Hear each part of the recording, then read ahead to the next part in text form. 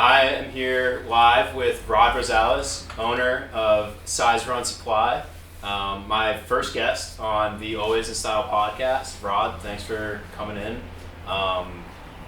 So I was wondering for my first question, like if you could kind of give me a little like trajectory of your career as to how you came up and then ended up opening your own shop. Oh man, that could take forever. Perfect. Yeah, that could take forever. So I grew up in California, born and raised, and I just had this thing for like fashion and stuff like that. And my parents thought it was crazy. You know, I was into skating, I was into graffiti, I was into art, things that were so anti, which are now like politically correct. Yeah. And I just kept charging through no matter what. Yeah. And I was always known as that one guy that just had style, doing his own thing, all the way from like grade school to junior high to like high school, blah blah blah. And then were you always like streetwear style, or were you like changing kind of throughout? Or I went through some weird phases, like crazy raver gear. I didn't even go to raves. I went through maybe through like this one kind of like grunge look. Okay. I mean, when I actually had I had hair like yours and maybe like Cole back in the days when Cole had like ducktail. Like back when I had hair that was like down to here. Yeah. Oh my gosh, I couldn't believe I actually pushed myself through that. My mom thought I was crazy. Wait, so did you ever get into like the grunge scene in California? Because that was like, huge. Obviously. But I loved hip hop, which was weird. So I was mixed. I had mixed emotions about what was going on here with what I wanted to choose in my direction. Yeah. But it always like ended up being in the middle of streetwear, which was rad because getting into like the 80s or late 80s, there was a brand called Stussy at the time that just launched, and it was perfectly explained. Like it perfectly explained like what I was into. Mm-hmm. It was about not just one fixated thing. It was about reggae. It was about punk music. It was about hip hop, and it was about all the other things looped into one, expressed through clothing. And I thought, dude, that was like so cool. Yeah. And forever, he will always be one of like my icons in fashion, because if it wasn't for him, there wouldn't be really any streetwear. Yeah. You know, and he just started doing stuff based off of like his lifestyle. So do you think that that's kind of like influenced your style choices, like even to today, just the heavily. Stussy brand? Yeah, heavily. I mean, like I grew up in the skate scene where they were the guys that kind of dictate what's cool and what's not cool. Mm-hmm. And to this day, I think it still does. Yeah. You know, like it's a whole mixture of things. I mean, like skinny tight jeans didn't really originate from the whole era of, you know, downtown LA skater kids couldn't afford things, and so they just wore jeans that were hand-me-downs. And even though if it didn't fit or if it did fit, it didn't make sense. And next thing you know, skinny jeans were just like on fire. Everybody's wearing skinny jeans. Everyone's wearing jeans. Yeah, that is cool. And even I did, I think. Not anymore though? Yeah, not anymore though. I can't do that. I'm like way oversized now.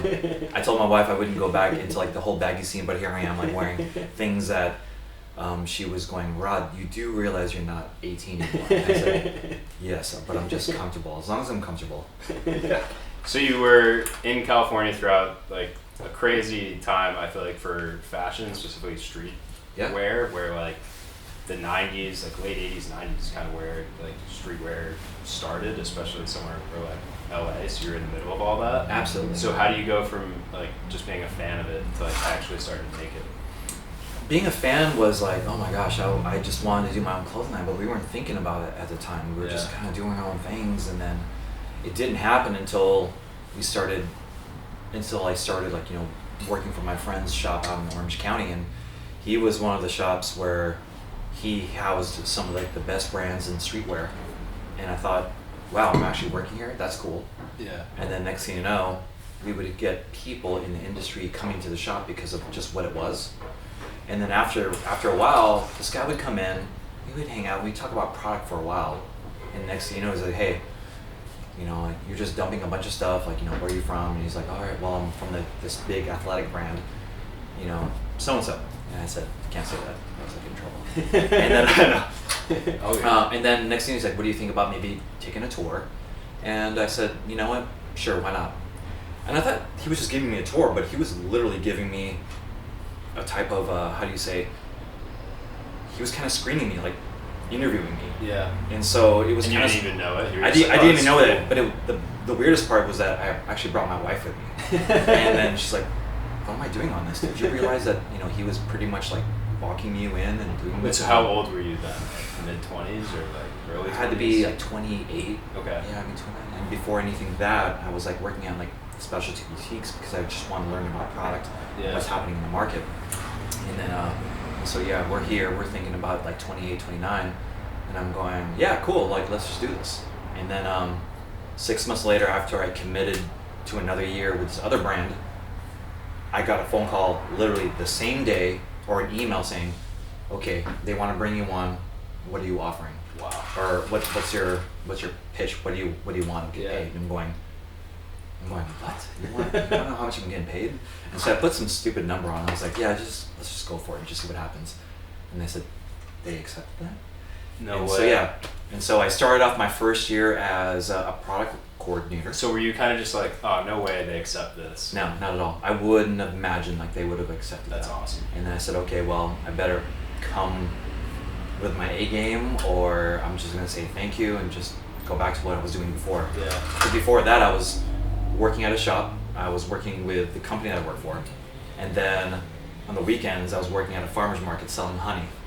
So basically, I didn't see my family for like, so you were just, like 6 days a week. You were just grinding. I was just grinding it out, just trying to find like the right way that I could somehow make a difference or somehow get noticed for the work that I do. Mm-hmm. And then lo and behold, it just happened at the right place at the right time, and everything just happened organically, which I love. Yeah. Everything when you force it, it's just not being authentic to like who you are, and I think that's what kind of like represents like SIZERUN. And later on, I started off as like a product coordinator, and then I moved up to like a line manager, a product line manager, and then next thing you know, the guy who had mentored me was going, you know what, I'm about to leave. I think you should take on this category. I think you've learned enough. And I said, I know nothing about this business. I just know product.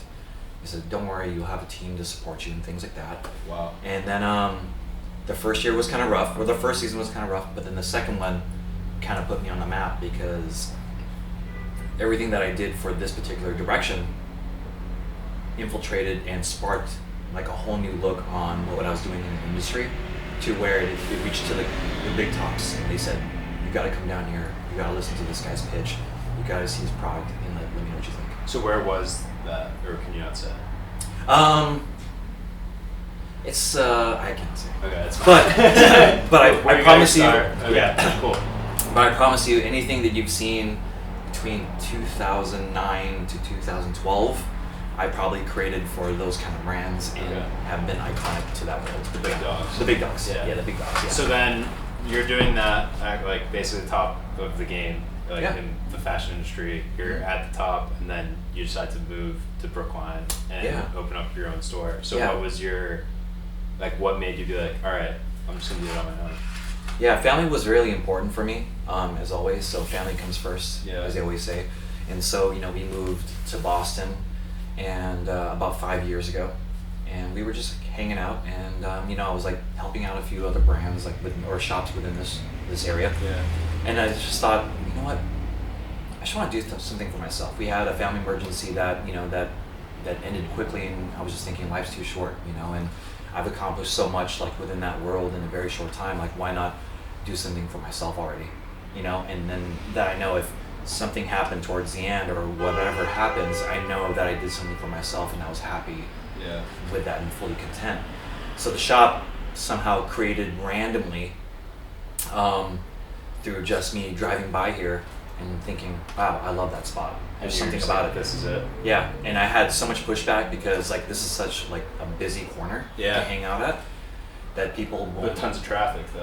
Yeah. So like, is that kind of like being authentic? You're just like, you know what? Like, I don't care what people think. This is the spot that I like, and you just kind of went for it. Or did you take a little while to think about it? It was a combination of both. It was because I had a collection from like '96, or even like when I was a kid at 15, to where I am now, which I'm like 45, and it was just stuff that, you know, that represented like where I came from and what's happening now, and then this is how I'm going to show it to you.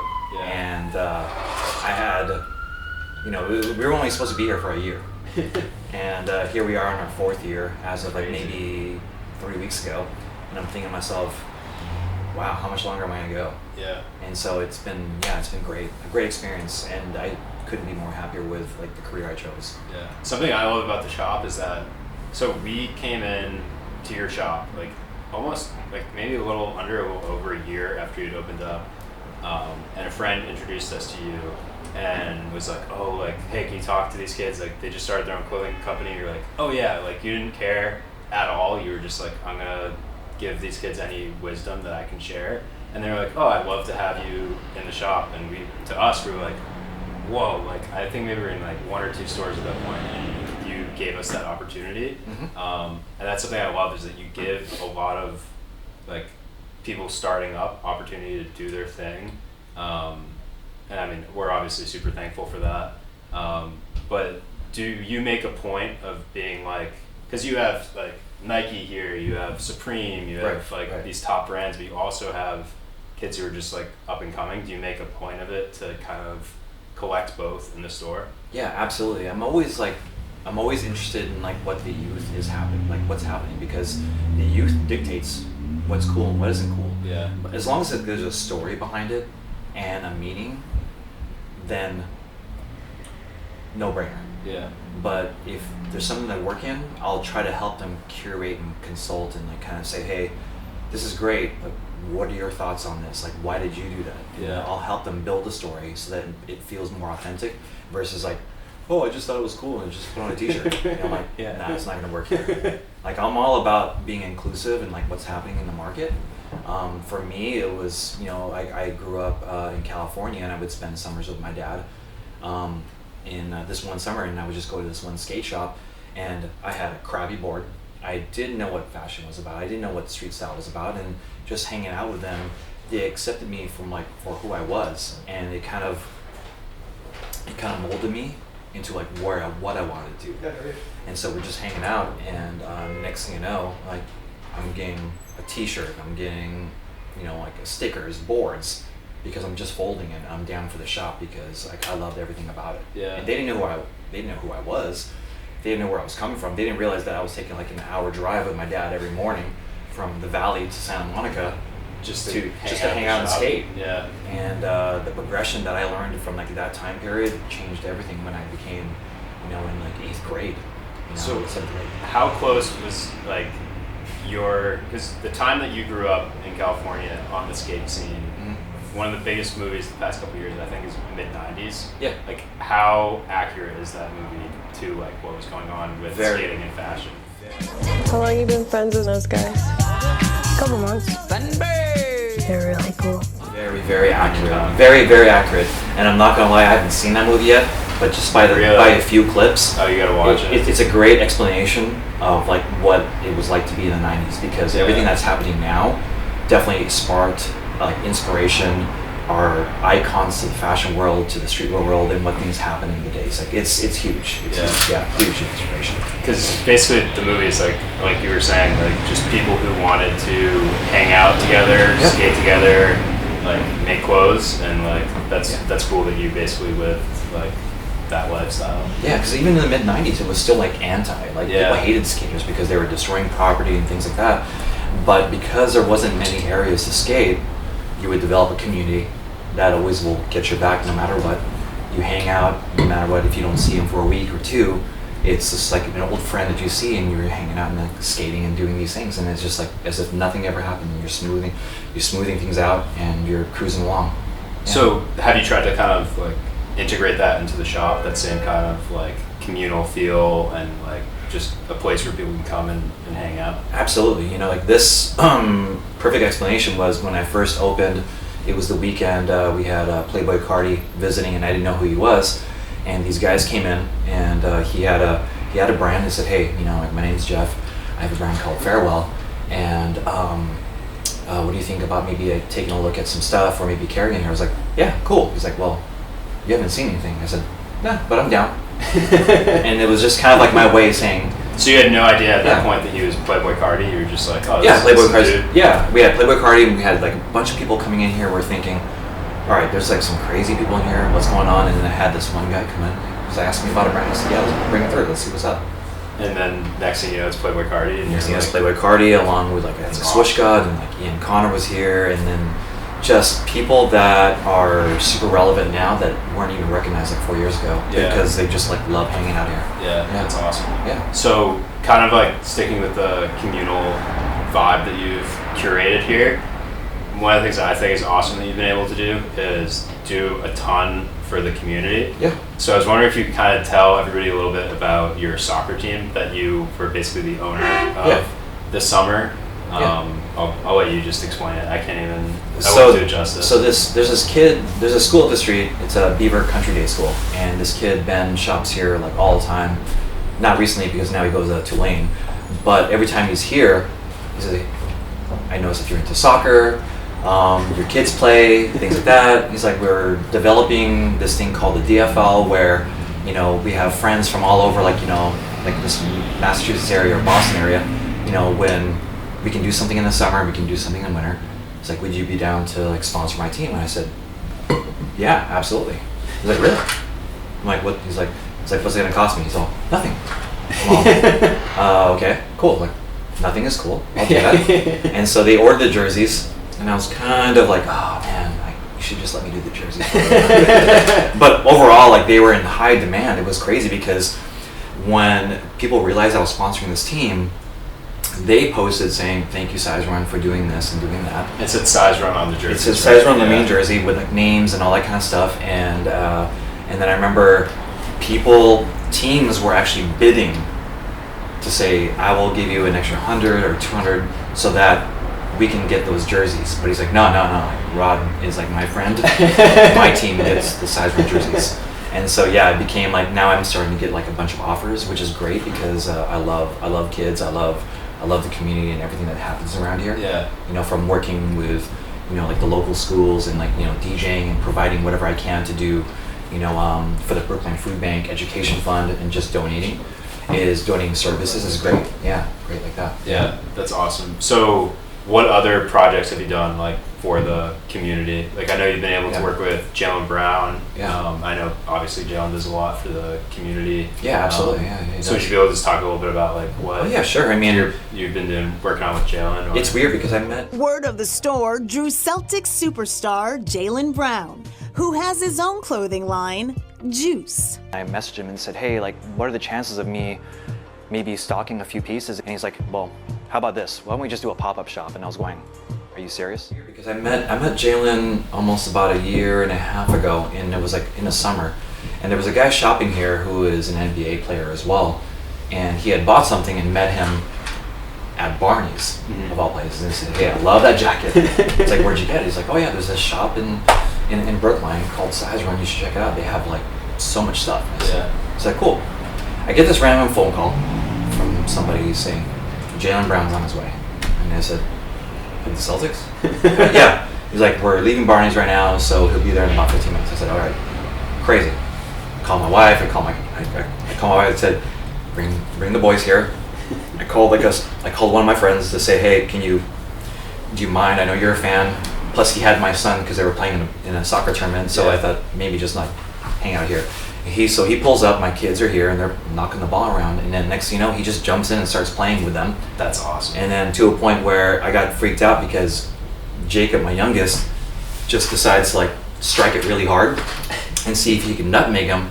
Jaylen tries to catch it, but literally falls on the floor, and we're all thinking, "Oh my God, please don't break anything! Don't break anything, don't spray anything." And then next thing you know, like we just became like really close friends. Like, if anything comes through, just let me know. And then he posted something about Juice, which is like his brand. Yep. And I messaged him saying, "Go ahead. Is there any way I could be a stockist of like your brand?" He said, "How about we just do a pop-up?" Perfect. And so I linked his team with my team, and they put it together. And of all the days, we did a Halloween Eve here at the store, and mass email went out through the Brookline district, and we had a crazy line that went from probably from like 1 o'clock, we didn't start until 5, to maybe 9:30 in the evening. We had food trucks here. We had my friend who is the actual DJ for the Celtics playing, and it was like great. And proceeds went back to the Juice Foundation, which is like helping like rebuild like most of the boys and girls clubs like throughout this area. Yep. And then also the Juice Foundation that I believe that goes to like certain education funds for that. So it's great, and that's what I love doing, and that's what he loves doing too. So it just made sense, and ever since then we've been just like great friends. That's awesome. Yeah. So a lot of what you guys have been trying to do is just build up the community and just keep giving back to the community, which is I think is so awesome. Yeah, which is tough because we're here in Brookline and like we're here in this heart of like this most random spot. Yeah. But a lot of people don't realize that like how much we give back to the community, and like we did a street fair down at the Brookline Teen Center, and proceeds went back to them to help fund like anything that they needed for the upcoming youth, because trends change, habits change in a good way. Yeah. But it helps like support them, and knowing that it came from Jaylen and knowing that it came from the shop, that makes me super happy for sure. Yeah, that's awesome. Yeah. I mean, I'll put the video in here, but I just think it was crazy seeing the video of like a line that literally went all the way around the corner at the shop for like hours, which I think shows just like obviously the base that you built here, and like how much the community supports you. And I feel like a lot of the reason why the community is so supportive is because you give so much back to the community. So I feel like the focus of the podcast obviously like always in style, and things that are always in style, and like, it works with fashion because there's certain things in fashion that are always in style. But what I've learned just through chatting right now is like giving back to others always gonna be in style, being authentic always in style. You literally grinded to get here, and like working hard, that's never gonna go out of style. But are there certain things in clothes that you think are like always in style, like a certain thing that you can have that's like always in style? Or do you think like it changes so much that there isn't really anything? It changes so much, but I think like with fashion, I think the most important thing is like just making sure that you're just true to yourself and not forcing something because the media, marketing, and hype tell you. Like there's like a bunch of great product out there that I would love to have in hand and possibly wear. But if it doesn't make sense to your style and your personality, then why really get it? Anybody can buy something off the shelf and look at that. But if you don't pair it up, or if it's not true to your style, then it doesn't really look authentic, which ties back to like the three things that I always like kind of like deal with. Yeah. I fluctuate in style all the time, but I make sure that it's always within my realm.